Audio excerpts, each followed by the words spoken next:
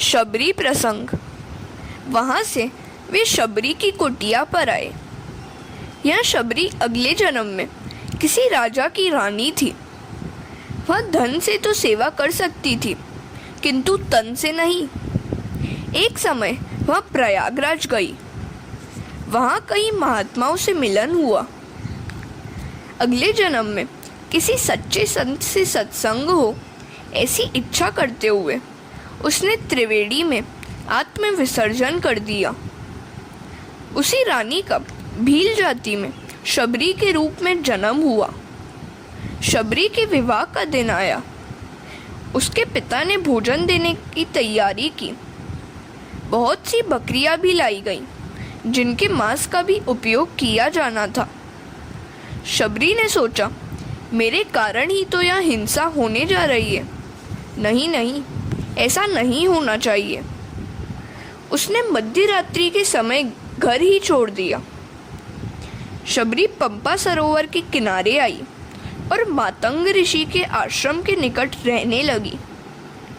यह मातंग ऋषि वर्ष में एक हाथी का शिकार करते थे और इसके मांस को भक्षण करते हुए सारा वर्ष बिताते थे।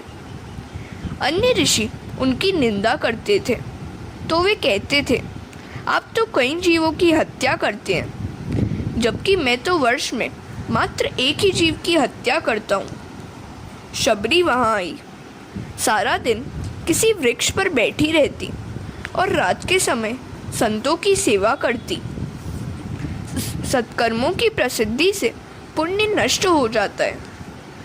किसी को दिखाने के लिए नहीं, भगवान को प्रसन्न करने के लिए ही सेवा करो। जिस मार्ग से ऋषि मुनि स्नानार्थ जाते थे, उस मार्ग की सफाई रात्रि के समय शबरी कर देती थी। किसी को पता नहीं चलता। उससे मातंग ऋषि ने पूछा, तू कौन सी जाति की है? शबरी ने सच्ची बात ही कह दी कि वह किरात कन्या है। मातंग ऋषि ने सोचा कि यह हीन जाति की है, किंतु हीन कर्म नहीं है। उन्होंने कहा, पुत्री, तुम मेरे साथ आश्रम में ही रहना। शबरी शुद्ध थी, फिर भी लोग निंदा करते थे कि ऋषि होकर भी भील कन्या को अपने पास रखा है। ऋषि ने उसे राम मंत्रों की दीक्षा दी।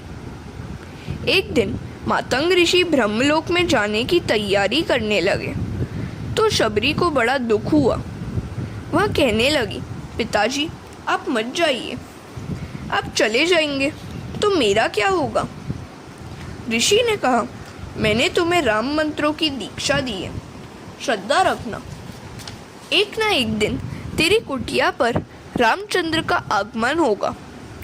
कब आएंगे वह तो मैं भी नहीं जानता, किंतु अयोध्या में तो उनका प्राकट्य हो चुका है। जप, तप, दान, तीर्थ आदि सब कुछ करने पर भी यदि किसी सच्चे संत की कृपा न होगी, तब तक भक्ति सफल नहीं होगी। वैष्णव आशा में ही जीते हैं कि मेरे प्रभु मुझे अपनाएंगे। बड़े उत्साह से सेवा स्मरण करते रहो। मन न लगे तो सतत सत्कर्म करो। शबरी को श्रद्धा थी कि राम कभी तो आएंगे ही। वह वन में से बेर आदि फल ले लेती थी। सारा दिन प्रतीक्षा करती थी और शाम को ही खाती थी। वह सोचती थी कि मैं पापिनी हूँ, तभी तो वे मेरे यहाँ आते नहीं हैं। राम की प्रतीक्षा करते करते अब तो वह वृद्धा हो गई, फिर भी वह उसी आशा में जी रही है। मेरे गुरुजी ने कहा है, राम जी के लिए लाए गए फल वह ऋषि कुमारों में बांट देती थी। घट घट में राम बसाए। तपश्चर्या करने से सिद्धि अवश्य मिलती है। शबरी सारा दिन राम मंत्र जपती रहती थी। उसका जीवन संयमी और सेवामय था। उसकी निष्ठा दिव्य थी। ऐसों के घर राम नहीं जाएंगे तो फिर किसके घर जाएंगे? हरे कृष्ण। राम लक्ष्मण पंपा सरोवर आए तो ऋषि मुनियों ने उनका स्वागत किया। वे सब अपने यहाँ पधारने का आग्रह करने लगे तो तो राम जी ने कहा, पहले मैं शबरी की कुटिया पर जाऊंगा। सभी स्थानों में हमेशा जो मुझे ढूंढता है उसे मैं भी ढूंढता हूँ और उसके पास जाता हूँ। जिस समय राम लक्ष्मण शबरी की कुटिया पर पहुँचे उस समय वह राम मंत्र का जप कर रही थी। शबरी ने दोनों का स्वागत किया और बैठने के लिए अच्छा सा आसन दिया।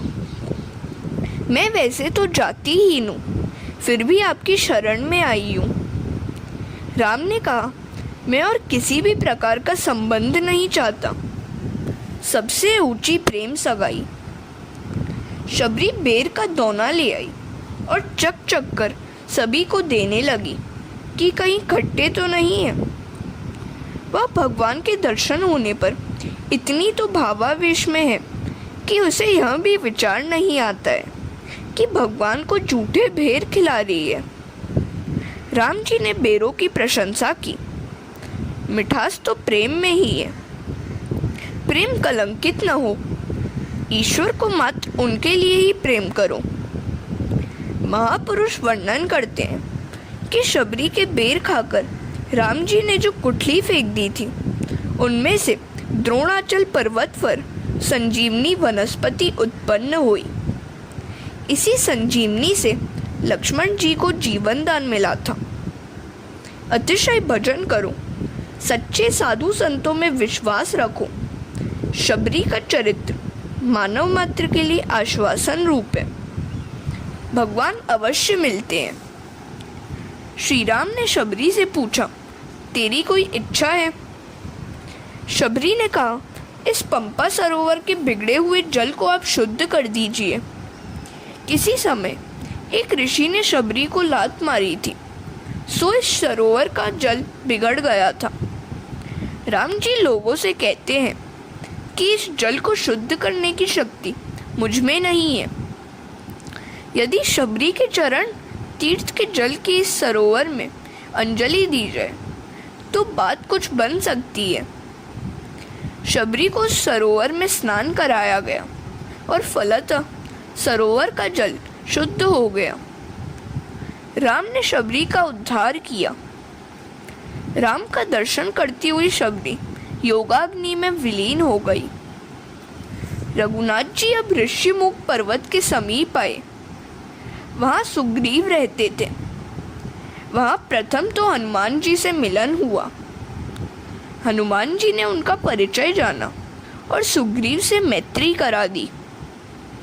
जब तक ईश्वर से जीव की मैत्री नहीं हो पाती है तब तक जीवन सफल नहीं हो पाता, और ऐसी मैत्री हनुमान जी अर्थात ब्रह्मचर्य के बिना नहीं हो पाती। राम नाम तो अमृत से भी श्रेष्ठ है। राम नाम भवरोग की दवा है, किंतु संयम के बिना वह भी कारगर नहीं हो सकती। राम नाम तो सब कहे, दर्शक कहे न कोई। हरे कृष्णा।